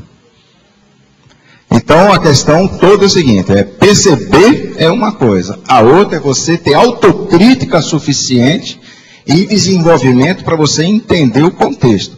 Isso daqui é o beabá, é o início das coisas. Isso aqui surgiu até com a própria dinâmica, certo, da paracirurgia. Primeiro é você observar o fato, tá certo? Depois você tentar interpretar o fato e você chegar a uma hipótese. Isso já é uma coisa mais avançada. Então, Hernandes, incluir também a questão das dinâmicas no verbete, não sei de que forma, mas colocar como uma possibilidade viável da pessoa experimentar, né? Além de laboratório, dinâmica, não sei onde seria isso. Eu acho que a questão do laboratório, ele fica mais adequado, principalmente na hora que você tem um laboratório específico para o desenvolvimento disso. Tá certo? Eu acho fundamental. Controlado. As dinâmicas, a gente pode colocar também, ver uma forma de estar colocando. Agora, o maior objetivo aqui é o seguinte, não é só a pessoa chegar e perceber, e sim ela desenvolver a autocrítica paraperceptiva. Sim. Quem é que está com o microfone agora? Tem mais alguém? Como é que é? Hernani, eu só queria acrescentar uma questão, acrescentar uma questão aqui em cima do que a Thelma colocou, que eu acho que você está falando mesmo, é da interatividade, a interface entre os laboratórios fenomênicos e os ideativos, né?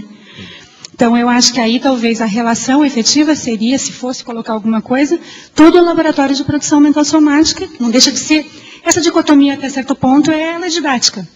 Mas de um jeito ou de outro, era bom a gente situar todo tipo de atividade laboratorial, porque são complementares, né? Quer dizer, pelo que eu vejo no teu verbete aqui, você está dando uma ênfase para a produção ou para a evolução do processo ideativo e fenomênico também, não é verdade? Se você fosse colocar aqui, vamos supor, na interaciologia, né, certo? Mental soma com a parte energética, com o holochakra, também seria uma outra. Interaciologia, né? Aí você vai colocar mental soma, que é a questão do discernimento, com a questão da holochakrologia. Você poderia, uma sugestão também, colocar, nesse caso, então, a interação cérebro para cérebro. Agora, gente, esses próximos 20 dias nós vamos ver aqui a linguagem conscienciológica funcionando. Vocês estão percebendo? Você já viu que ele está usando toda a linguagem da conscienciologia? Não sou eu, não. Amanhã vai ter mais gente defendendo, depois, todo mundo vai usar a mesma coisa. Essa linguagem funciona. Na prática, o negócio é claro, objetiva, clareia, explicita. É muito importante a gente ver isso. Nós estamos tendo aqui a explicitação do processo espontâneo. Vale a pena urubu observar o processo da linguagem. Entendeu? É interessante. Mas o que mais quer que vocês tenham aí sobre os assuntos aqui, que tem muita coisa para a gente ver. Eu vou pegar uma aqui para ler. Ciência, eis na ordem lógica. 4 subjetividades científicas refutáveis sustentadas pela física chamada ciência-mãe. Biologia, descobertas frequentes de novas espécies animais no próprio planeta. Terra, demonstra a limitação da pesquisa na área da biologia, refutando a hipótese da inexistência de vida fora do sistema solar. Big Bang, a teoria da grande expansão do universo é lacunar quanto ao momento anterior ao Big Bang, induzindo a hipótese da existência anterior do nada, tema de grandes especulações metafísicas. 3. Multidimensões. A incompatibilidade entre a teoria da relatividade geral, admitindo apenas a existência de 3 dimensões espaciais, e a teoria das cordas, sustentada somente com a existência de, no mínimo, 10 dimensões espaciais. 4. Finitude. Estudos da radiação cósmica de fundo, ou os chamados ecos do Big Bang, opõem 2 grupos de astrofísicos. Os defensores da teoria do Big Crunch, sustentando a hipótese da finitude do universo, e os defensores da hipótese do macrocosmo infinito e eterno. Isso tudo, gente, está aí em briga. Ele volta a falar aqui, mais um tópico sobre biologia lá na frente. O número 1, por exemplo, lá depois das limitações, eu volto a falar em biologia. Tem 2 vezes aí esse nome, biologia, aí, como mini título, sabe, lá dentro. Agora, outra coisa, cosmologia. No campo da cosmologia, eis, por exemplo, na ordem alfabética, 4 subjetividades objetivas. A energia escura, a matéria escura, a partícula fantasma e o vácuo. Tudo são coisas aí do processo que tem aí. São subjetividades objetivas. Agora, o que eu sempre falei, viu, Hernandes, que eu sempre quis falar, e é baseado também nos fatos, é o seguinte: na questão da pesquisa nossa, do processo parapsíquico, a gente tem que lembrar muito da astronomia. Quando o cara estuda um astro aqui, outro astro aqui, outro aqui, então ele sabe que aqui deve ter um outro, cada atração que está vendo. Ele não viu aquele astro, nem pelos telescópios, nada disso. Mas ele infere, quer dizer, o processo é inferir, ele induz, aquele fato induz a ele que tira uma conclusão, que é a inferência. Então, a mesma coisa, nós temos uma série de fatos assim. A gente evita isso em falar da extrafisicologia. Por quê? A gente pede para a pessoa para ela fazer a experiência. Sai do corpo e dentro de você, para liquidar com isso. O mais fica nas hipóteses de tentativa. Apenas uma hipótese inicial, para fazer a pessoa pensar. O ideal, então, é a pessoa vivenciar alguma coisa. O mais é suposição, é especulação, ainda não é o ideal. Mas o que é engraçado é isso, é que a ciência, ela admite tudo isso. Já que você falou em inferências, né, eu queria perguntar para o Hernandes, assim, que esclarecesse um pouquinho mais a parte das extrapolações, que vem logo abaixo do que você estava lendo. Eu queria entender melhor. Pois é, as extrapolações, a eugenia, a poligamia. É o caso de pensar. Começando pela própria descrição da extrapolação, só para eu conseguir entender um pouco melhor. Você pega quer dizer, dentro de pesquisa, você vai sustentar uma hipótese, quem sustenta a hipótese, quem dá mais fortaleza ali aquilo que você está defendendo, são as suas premissas. Então, nós temos aí diversas teorias hoje, baseadas justamente numa premissa da teoria da evolução. Então, a teoria da evolução, ela é aceita. Agora, existe hoje diversas sustentações de outras hipóteses que extrapolam. Então, a partir do momento em que uma pessoa sustenta que a poligamia é uma coisa natural, se baseando na premissa da evolução natural, é comparar o ser humano, certo, que usa do seu discernimento, simplesmente por um processo evolutivo que é uma questão que você observa no bicho, certo? Então isso aqui é uma extrapolação. Outra coisa aqui é o seguinte, a eugenia. A pessoa que elaborou aqui, pelo menos a teoria eugênica, né, o Francis Galton, é baseado justamente na teoria da evolução. Só que a própria eugenia, ela é utilizada dentro de um processo de racismo violento para justificar alguma coisa. Dentro da empresa hoje, que eu nem trouxe aqui, dentro do processo da empresa, do capitalismo, é a lei do mais forte. E eles utilizam isso baseado também na teoria da evolução.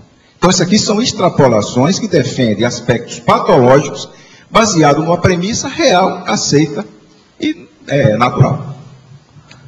Esse tema aí é o chamado darwinismo social, que é bem assim, tem vários exemplos, né, dessas distorções da teoria da evolução. Então, quem quiser pesquisar mais sobre isso, né? Então seriam extrapolações negativas, né? As duas com conotação negativa, né, nesse caso. Realmente negativa, ou seja, na hora que a pessoa pega uma premissa e ela distorce, certo?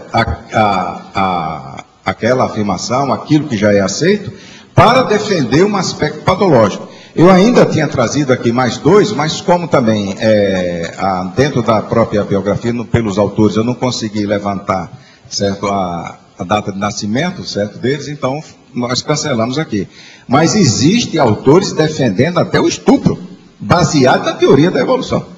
Então, isso daí, e livro escrito, certo? Só que, agora, vamos supor, um livro desse são de pessoas que não são tão conhecidas. Não, são professores universitários com um livro publicado, do professor americano. Então, isso daí, você começa a extrapolar e ver que aí não é a questão de subjetividade. Aí é a questão já de patopensenidade dentro de uma hipótese aceita dentro da comunidade científica. Como é que a universidade deixa um livro desse ser publicado? Certo? Então, porque a maior parte da universidade concorda com aquilo dali. Então, a ciência começa a extrapolar dentro das suas divagações subjetivas. Sim, mas dentro dessas umas coisas dessas que são horríveis. Uma das personalidades que eu admirava muito, sempre admirei, é o Arthur Russell Wallace. Russell Wallace, que era o nome dele. Agora, o que é que se passa com esse cara? Ele descobriu uma opção de coisa do Darwin antes do Darwin, mas não falou nisso. Mas, em 1864, ele foi à Royal Academy, que era a maior que tinha da ciência na época, em Londres, e ele levantou a hipótese de que era muito importante, se quisesse aperfeiçoar a raça, acabar com os elementos defeituosos. Ele falou isso na Royal Academy of Science, em Londres, 1864. Agora, muita gente também explorou essa opinião dele com a situação toda. Os que exploraram foram os nazistas. Tem gente que cita o Darwin e cita o Russell Wallace, devido a esse processo. Porque com isso, eles, vamos dizer, exaltaram o processo do Galton, e o Galton, vocês sabem que era parente do Darwin. Então, está tudo lá. E o Russell Wallace, ele era também da mesma época da situação toda e da Royal Society. Você chegou até a ter contato com o Zéfiro, né? Você falou já do Wallace. Agora, o caso todo aí é a gente pensar, né? Mas como é que torceram a coisa. A extrapolação... O Russell Wallace, eu penso que ele, muita coisa, ele não quis se afirmar publicamente, do jeito que depois o Darwin segurou, porque ele achava que estavam usando mal as afirmações dele. Agora, os nazistas, tem gente que cita ele. Sim. Eu estava lendo um livro agora sobre os processos lá dos nazistas, tem a citação dele, 1864, Royal Academy, tudo direitinho. Eu queria perguntar, não, só concluir perguntando para o Hernandes, assim, eu achei bem levada aqui a argumentologia, e nesse caso, as extrapolações, qualquer extrapolação, nesse caso científica, né, seria uma forçação de barra, assim, seria negativa pelo próprio conceito, né? Mesmo que não fosse... Não, ia ver o lado pior da situação. Mesmo que não fosse defendendo um estudo... E aumentar. Isso, uma forçação. Eles aumentam. Um negocinho também, dentro do negócio. Hernandes, você completar aqui que o objetivo da ciência é o engrandecimento do ser humano, certo? E não se usar da própria ciência como uma justificação para você estar fazendo um massacre. Isso não dá. Não, toda a ciência foi criada para melhorar o bem-estar do homem e não o mal-estar dele. Hernandes, eu queria só dar uma sugestão em cima dessa questão do Alexandre, que é ficou esclarecido essa questão da extrapolação, no caso patológica, mas eu acho que seria interessante você escrever, adjetivar essa extrapolação como patológica, para deixar mais evidente a condição, que nesse caso é uma extrapolação negativa. E não só subjetiva, talvez colocasse extrapolação subjetiva para patológicas ou patológicas. Sim, foi mais ou menos essa ideia, porque poderia ter uma extrapolação não patológica. Eu também entendi essa questão quando eu li. Defendem tese extrapolando negativamente ou patologicamente. A gente põe aqui. Hernandes, eu queria também só assinalar uma questão que você falou do caso da interpretação ou extrapolação negativa enquanto uma má interpretação, enfim, um mau uso do conhecimento produzido pela ciência. Queria também assinalar que é isso, mas é também, às vezes, a responsabilidade do próprio autor da tese científica, da teoria científica, que deixa aí condições para sustentar esse tipo de desdobramento. Então, também é um cuidado, claro, dos dois lados, né? Que nem, por exemplo, o darwinismo social. Ele existe porque ele existe num grande embasamento dentro da teoria do Darwin, do evolucionismo. Dentro da minha ideia, a minha crítica está se fazendo à própria comunidade científica e não exclusivamente a um autor. Então, a comunidade científica, ela nega, certo, os critérios que se utiliza para se pesquisar o parapsiquismo. Mas, ao mesmo tempo, eles dão sustentação e apoiam essas coisas aqui. Porque uma pessoa não pode estar publicando isso sem ter apoio da comunidade científica. Não, eu te entendi isso. Eu estou colocando que, por exemplo, você tem um autor que é da comunidade científica. Esse autor, por exemplo, como Darwin, tem lá a teoria do evolucionismo. Aí você tem autores que estabelecem desdobramentos dessa teoria que daqui a pouco extrapolam negativamente. Mas são apoiados porque, de um jeito ou de outro, existe ali elementos que sustentam aquela teoria ou aquela interpretação. O que é um problema, evidentemente. Hernandes, continuar. Esse livro, inclusive, a gente está estudando isso do ponto de vista da paragenética, né? O mito da monogamia. Eu estou estudando esse livro baseado no aspecto da paragenética. E o autor coloca exatamente, ele banaliza a característica moral, né? Porque ele faz uma correlação, por exemplo, das aves que fazem revoadas baseado na sazonalidade, e ele coloca que as aves fêmeas copulam com vários machos, e isso é uma coisa absolutamente natural, espontânea. E compara isso com o comportamento do homem, como se isso fosse uma coisa natural dentro do ponto de vista das relações humanas. E aí ele sustenta essa tese como uma coisa natural. Isso é um aspecto bom para Côncio estar estudando, que você vai fazer uma conscienciometria desse autor. Certo? Dentro da questão... E aí você começa a entender o movimento das aves, né? Quando você chega no final do livro, você vê que ele faz uma correlação, e uma correlação totalmente fisiológica. Você fala assim, puxa vida, né? A que ponto que a coisa chegou, né? A gente, na verdade, nós estamos estudando isso e o comportamento dos bonobos também, que é uma classe de primatas, né? Eu tenho estudado muito os bonobos, eu tive até a oportunidade de conhecer aquele rapaz que é primatologista que teve aqui há pouco tempo, né? E tamanha a similitude do comportamento do homem com o bonobo. Vale a pena até pesquisar isso, que é bem interessante. Os bonobos, eles têm uma característica não só em termos de genótipo, mais próximas até do que o chimpanzé, e também em termos de comportamento. O comportamento do bonobo é muito próximo do comportamento do homem. Talvez seja um dos mais próximos. Eu falei com ele para aprofundar mais o bonobo. Eu disse para ele, que o nosso amigo estava aí esses dias. E assim, é muito interessante que os bonobos, eles resolvem, na maioria das vezes, os conflitos deles de ordem emocional através do sexo. Outra pergunta aqui. Como os tertulianos ou teletertulianos podem fazer para colaborar com o plantio das aves no CAEC? Há uma conta corrente para depósito? Também gostaria de dar a minha ajuda presencial, que não é possível no momento. Quem é que pode mandar isso aí? Quem é que vai dar?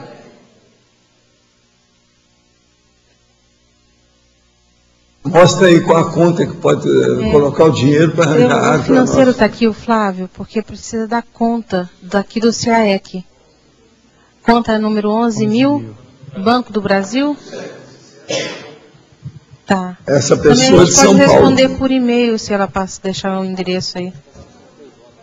Pois é, mas fala aí, porque senão fica confuso. Então, Fala pra ela. o É de São depósito Paulo. pode ser feito na conta do CAEC e a pessoa pode entrar em contato dizendo que aquele recurso de doação é para o plantio das árvores. A gente agradece muito.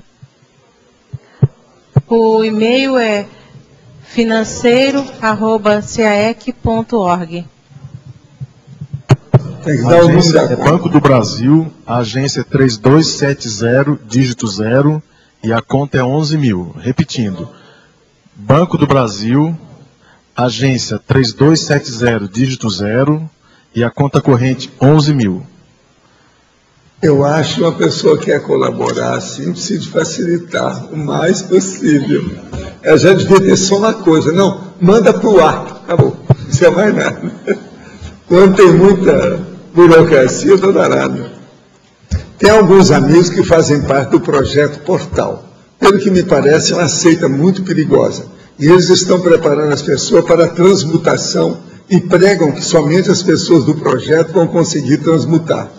Transmutar aqui, será que é mudar desse planeta para outro, é isso? Eu sei que tudo isso é bobagem, mas está crescendo muito no Brasil essa seita. Que o senhor tem a me falar do projeto Portal. Olha, os caras todos que andaram pensando nisso, suicidaram e mataram uns aos outros. Pergunta se esses caras vão se matar uns aos outros, é a primeira coisa que tem que fazer. E outra coisa, avisa a polícia que eles estão fazendo isso. Essas seitas, é igual aquele cara do Cometa, morreu todo mundo, etc. Vocês sabem? Aquele do Cometa. Tem também a turma lá do Jones, lá, da Guiana, foram 975 suicidados. É preciso avisar se esse povo é dos suicidas, se é o povo que vai transmutar, ou fazer o que com isso? A transmutação é a transmigração?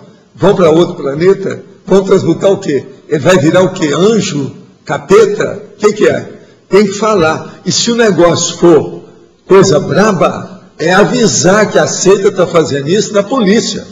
Isso é caso de polícia. É assim que pode salvar a opção de vidas. Lembre-se, o nosso amigo lá, o sacerdote o Jones, matou 975 pessoas com ele.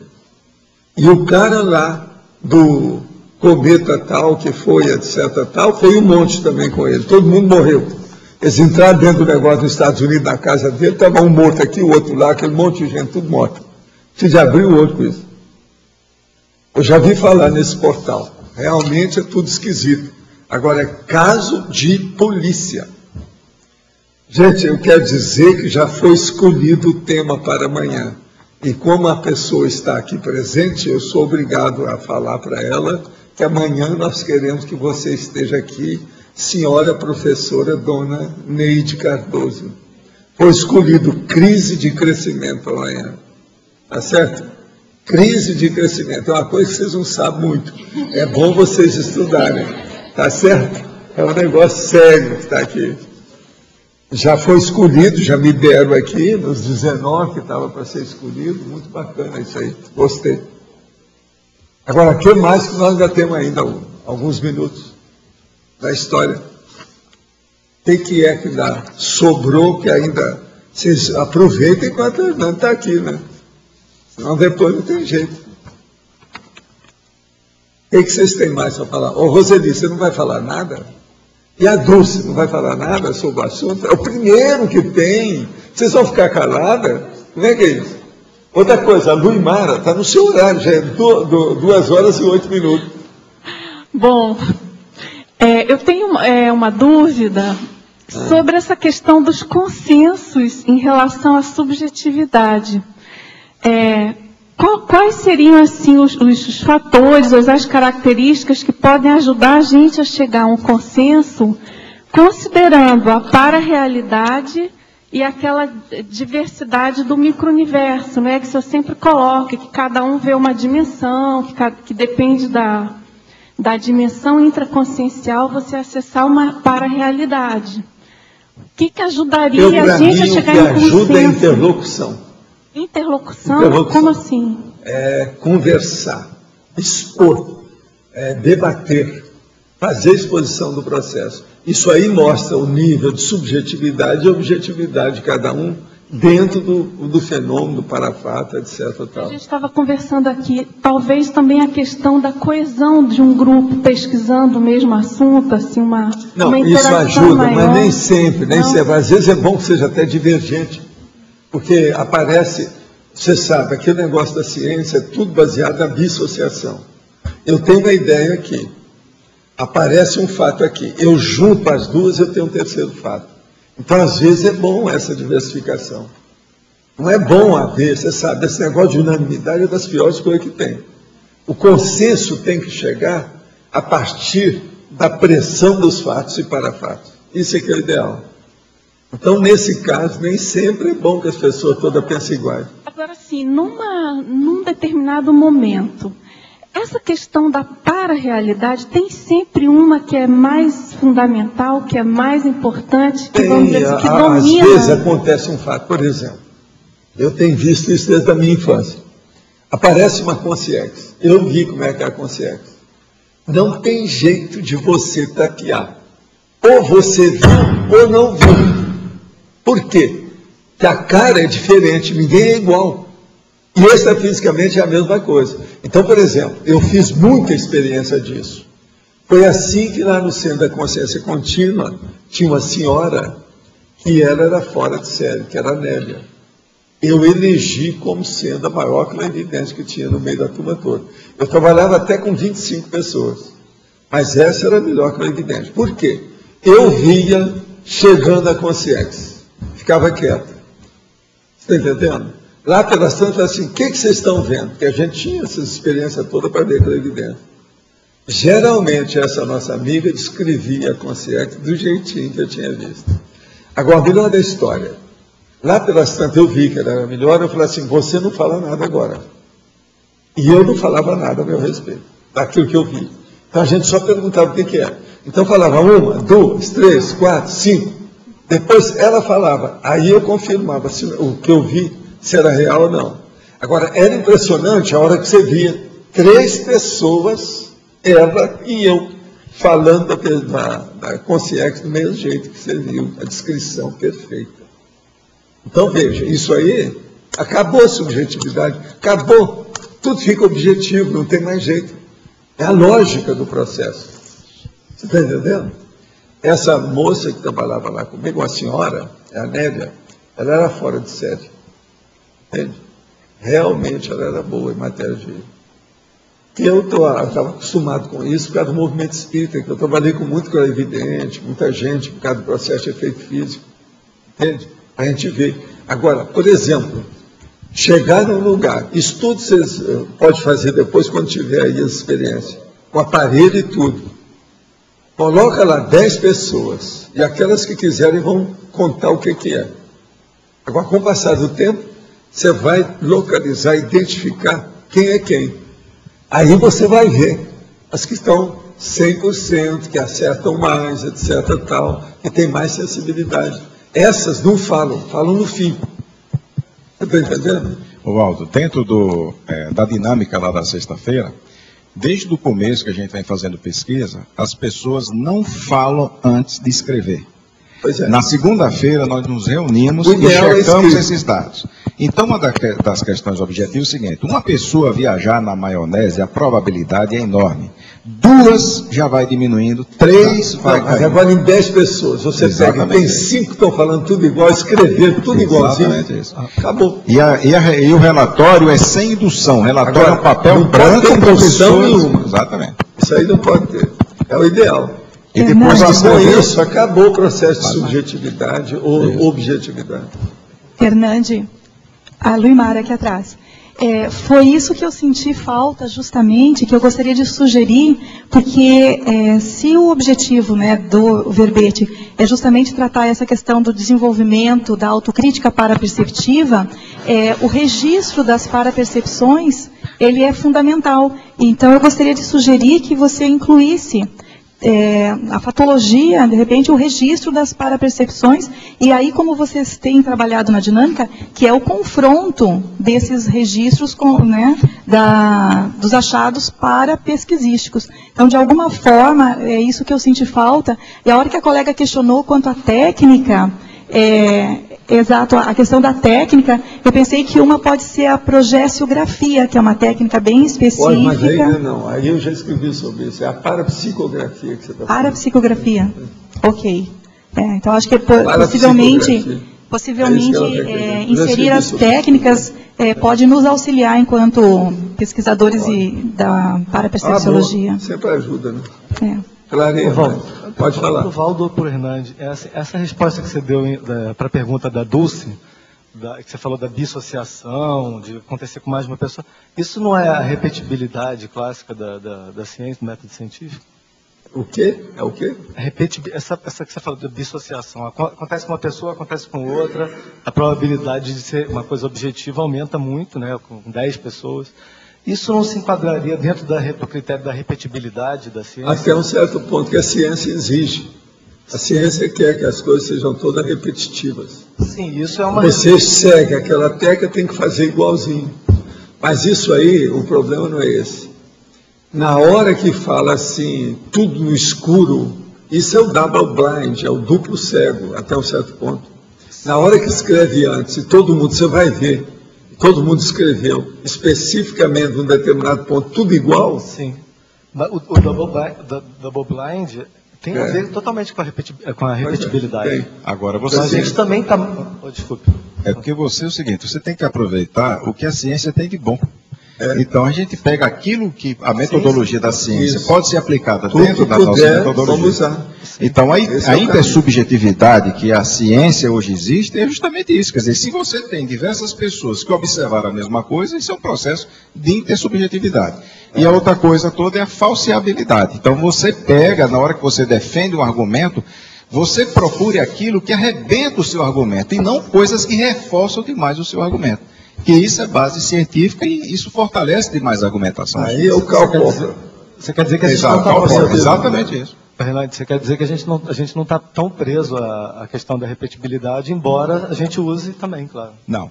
E outra coisa agora, a gente puder usar, melhor, né? O ideal seria que a gente tivesse 50 clarividentes aqui. E uma situação difícil de repetição nossa é porque na hora que nós estamos trabalhando com parapsiquismo, nós não estamos ali com o objetivo de desenvolvimento parapsíquico. O desenvolvimento parapsíquico é consequência da assistência que é feita. Então você está observando um fato que transcorre dentro de uma assistência multidimensional. E ela não é repetitiva. Certo? Esse é o problema. Está muito evidente. Questão das várias realidades em função do papel de cada um naquela. Por isso é que episódio, o problema, né? eles têm muita dificuldade de admitir o paradigma consciencial.